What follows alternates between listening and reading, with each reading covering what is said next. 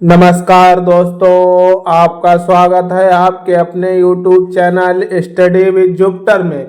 दोस्तों, आज हम अंग्रेजों के साथ संघर्ष का भाग 3 देखेंगे। इसमें बंगाल का ये भाग 2 होगा, जिसके अंतर्गत बंगाल के बारे में हम पढ़ रहे थे। आज बंगाल में हम संयुक्त मोर्चा को देखेंगे तथा बक्सर के युद्ध की पूरी कहानी तथा रणनीति को समझेंगे। चलिए वीडियो की शुरुआत करते हैं। हम पढ़ रहे थे अंग्रेजों का संघर्ष। अंग्रेजों के संघर्ष के कारण देखे थे हमने बहुत सारे।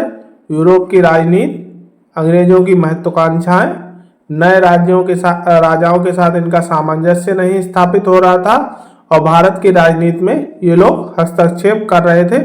इस कारण से अंग्रेजों का यहाँ के लोगों के साथ संघर्ष प्रारंभ हो जाता है। इन सभी कारणों के साथ अंग्रेजों के बहुत सारे युद्ध होंगे। इसमें कर्नाटक युद्ध था, इसको हम पढ़ चुके हैं। अगर आपने वो वीडियो नहीं देखा है तो प्लेलिस्ट में जाके वो वीडियो जरूर देखें। बंगाल युद्ध चल रहा है, बंगाल युद्ध का एक भी पार्ट हो चुका है, आज हम दूसरा पार्ट पढ़ेंगे। चलिए वीडियो में बढ़ते हैं। हमने पिछले वीडियो में बंगाल में नवाबी वंश की स्थापना को देखा था। इसमें पहला नवाब बनता है मुर्शिद कुली खान। ये 1717 से 1727 ईस्वी तक ये नासिरी वंश से संबंध रखता था।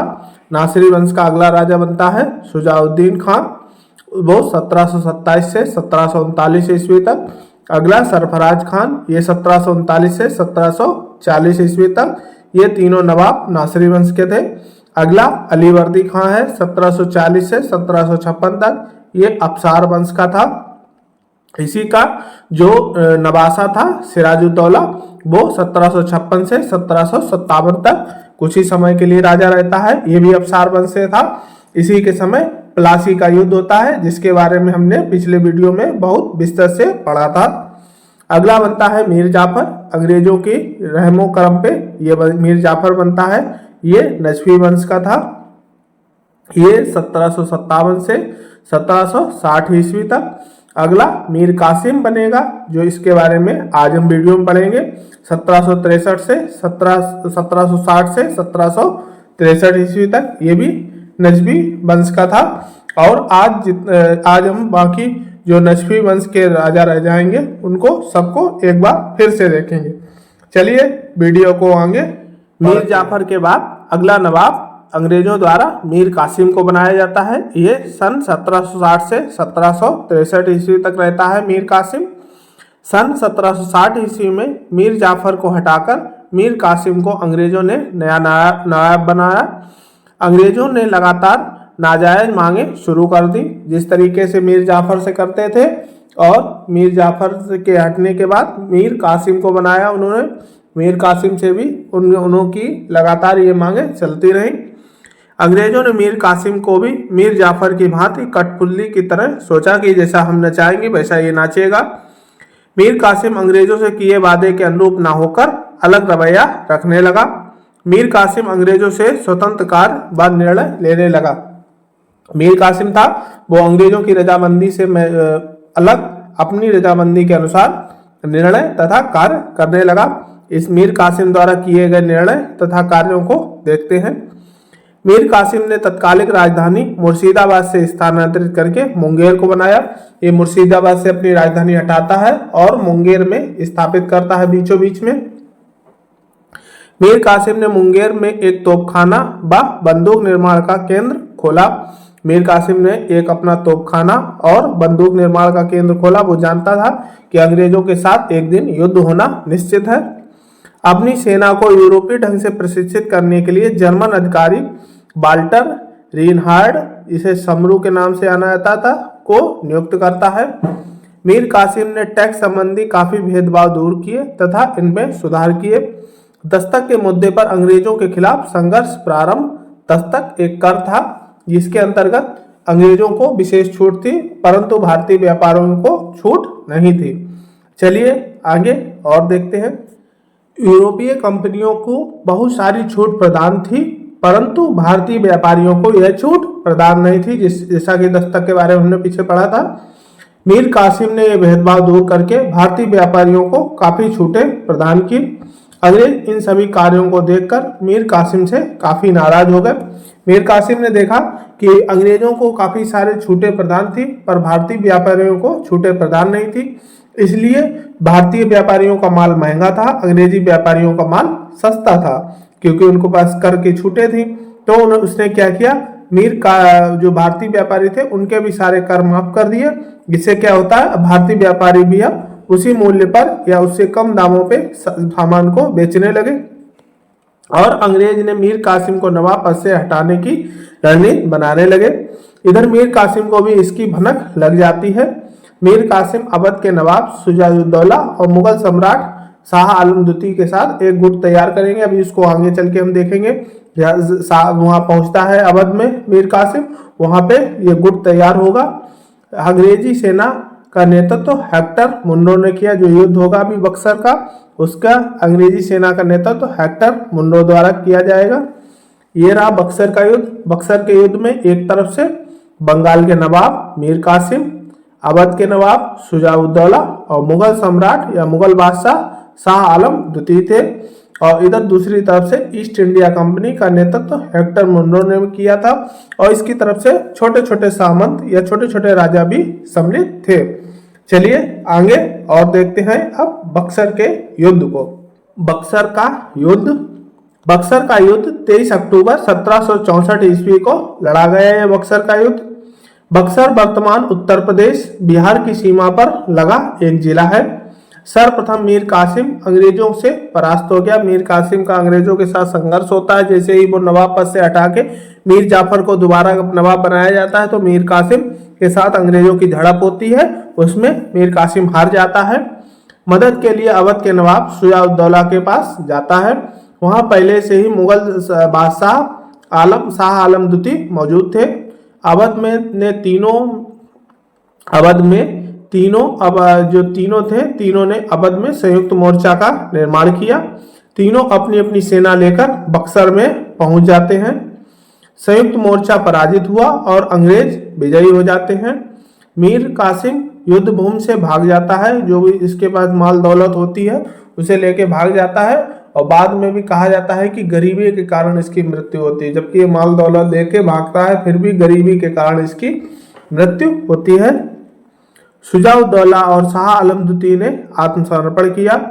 युद्ध की खबर सुनकर लॉर्ड क्लाइव सन 1765 ईस्वी में पुनः भारत आया। जैसे ही लॉर्ड क्लाइव को खबर लगती है कि भारत में जो था वो बक्सर का युद्ध छिड़ गया है, तो वहां से वो निकलता है। जब तक वो पहुंचता है तब तक युद्ध समाप्त हो जाता है।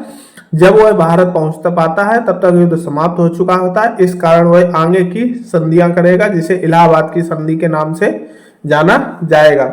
चलिए आगे अगला जो नवाब बनता है मीर जाफर पुनः बनाया जाता है 1763 से 1765 ईस्वी तक।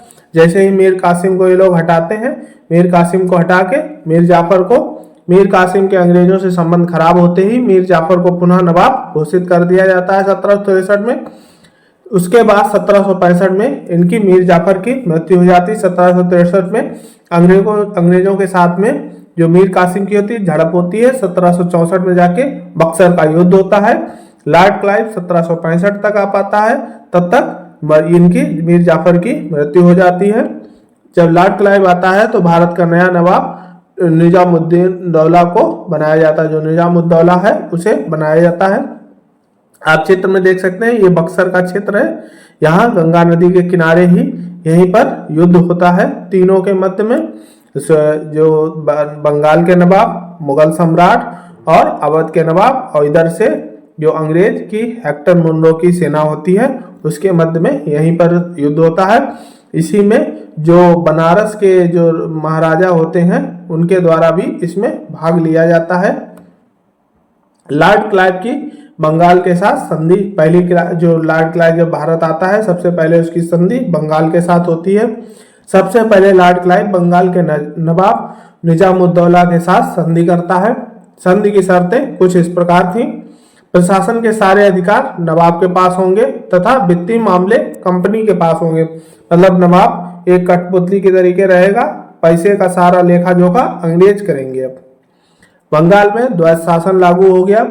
बंगाल के नवाब को कंपनी प्रतिवर्ष 53 लाख रुपए प्रदान करेगी, जिससे अपने वो प्रशासन व्यवस्था चलाए। केवल 53 लाख रुपए मिलेंगे, उसी से अपना खर्चा पानी जो कुछ है सब चलाओ। चलिए आगे और देखते हैं। इलाहाबाद की प्रथम संधि। यह संधि 12 अगस्त 1765 ईस्वी को लॉर्ड क्लाइव और मुगल सम्राट शाह आलम द्वितीय के मध्य में होती है। आप देख सकते हैं शाह आलम द्वितीय बैठे हैं और ये लॉर्ड क्लाइव नीचे हस्ताक्षर इनसे करवा रहा है।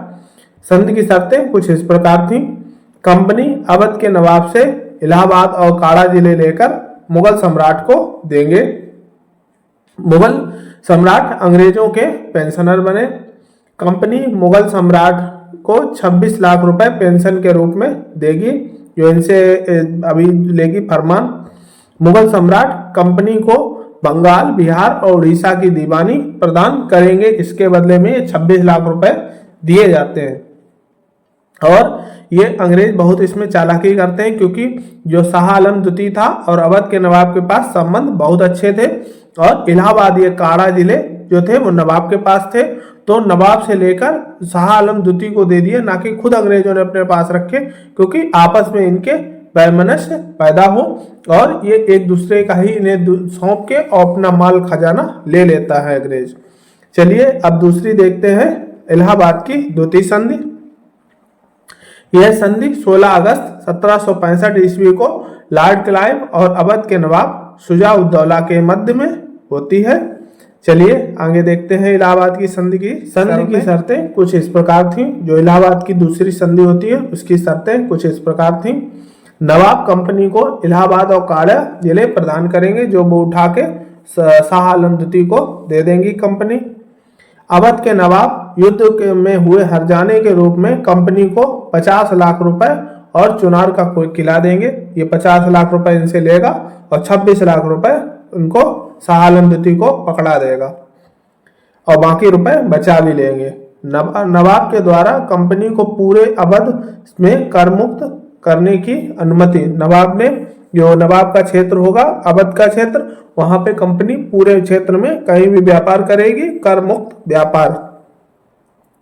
अवध में एक कंपनी के सेना रहेगी जिसका खर्च नवाब के खजाने से देंगे। अवध की सीमा की सुरक्षा कंपनी द्वारा की जाएगी, जिसका खर्च भी नवाब ही देंगे।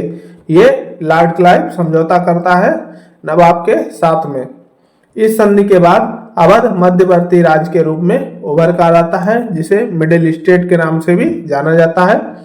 बनारस राज्य के महाराजा बलवंत सिंह की पैतृक संपत्ति के रूप में बनारस और गाजीपुर की जागीर कंपनी की संरक्षता में मिली। जो बनारस के राजा बलवंत सिंह है जो लड़े थे युद्ध में, उनको जो जागीर मिल जाती है बनारस और गाजीपुर की, इसी से कट के जो बनारस के राजा होते हैं।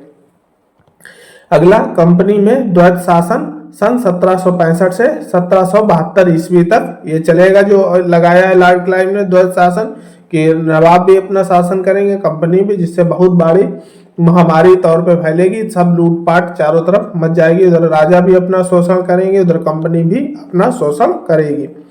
सन 1772 ईस्वी में वारेन हेस्टिंग बंगाल का नया गवर्नर बनकर भारत आया। वारेन हेस्टिंग ने बंगाल में द्वैत शासन को समाप्त करके कंपनी का शासन लागू कर दिया। इस तरीके से ये शर्तें बक्सर की संधि की समाप्त होती हैं। अब बंगाल के नवाबों की श्रृंखला में हम नजफी वंश देख रहे थे। इससे पहले के दो वंशों को हम पीछे देख चुके हैं। मीर जाफर जो 2 जून 1757 से 20 अक्टूबर 1760 ईस्वी तक रहता है। अगला मीर कासिम बनता है 20 अक्टूबर 1760 से 7 जुलाई 1763 ईस्वी तक। ये नजफी वंश है ना, ये अंग्रेजों की रहमो करम पे ही चलेगा। इससे पहले के राजा कुछ स्वतंत्र भी थे, लेकिन अब ये पूरा नजफी वंश अंग्रेजों के इशारे पर ही चलेगा। अगला, मीर जाफर पुनः बनते हैं 25 जुलाई 1763 से 17 जनवरी 1765 तक। इसके बाद इनकी मृत्यु हो जाती है। अगला है नजीमुद्दीन अली खान 5 फरवरी 1765 से 8 मई 1766 तक। अगला है निजामुद्दीन अली खान, ये 2 मई 1766 से 10 मार्च 1770 तक। अगला अशरफ अली खान 10 मार्च 1770 से 24 मार्च 1770 तक।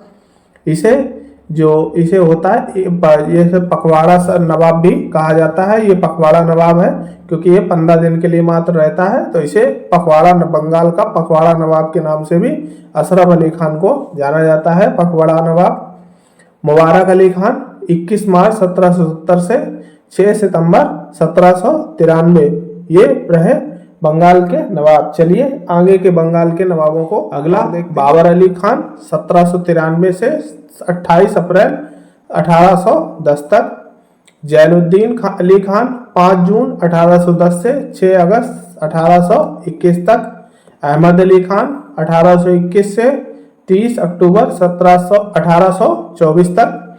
अगला मुबारक अली खान द्वितीय है, ये 1824 से 3 अक्टूबर 1838 तक। अगला मंसूर अली खान 29 अक्टूबर 1838 से 1 नवंबर 1880 तक, और बाद में ये दे देते हैं अपना पद का त्याग। नजफी वंश के सारे राजा, जो राजा या नवाब कह सकते हैं, अंग्रेजों की कठपुतली राजा के नाम से पुकारे जाते हैं। जो अंग्रेजों की कठपुतली नवाब है वो नजफी वंश के सारे राजा अंग्रेजों की कठपुतली नवाब के नाम से भी जाने जाते हैं। अब आप चित्र में देख सकते हैं, जब मराठों द्वारा उड़ीसा को छीन लिया गया था तो कुछ इस तरीके से बंगाल का नक्शा रह गया था। इससे पूर्व ये उड़ीसा वाला क्षेत्र था, ये बंगाल के अधीन था, लेकिन मराठों ने जब आक्रमण किया था बिहार और बंगाल में मारामारी मचाई थी, जनता को परेशान मराठा द्वारा किया गया और उनसे चौथ नामक कर जबरदस्ती वसूल किया गया परेशान करके, और साथ ही उड़ीसा की जगह थी ये मराठों ने बंगाल से छीन ली थी। इस तरीके से ये बंगाल का सारा वीडियो समाप्त होता है। अगले वीडियो में हम मैसूर की चर्चा करेंगे, अंग्रेजों का मैसूर के साथ संघर्ष वगैरह देखेंगे। वीडियो अच्छा लगा हो तो लाइक करें, सब्सक्राइब करें तथा शेयर करें। आज के लिए इतना ही, धन्यवाद।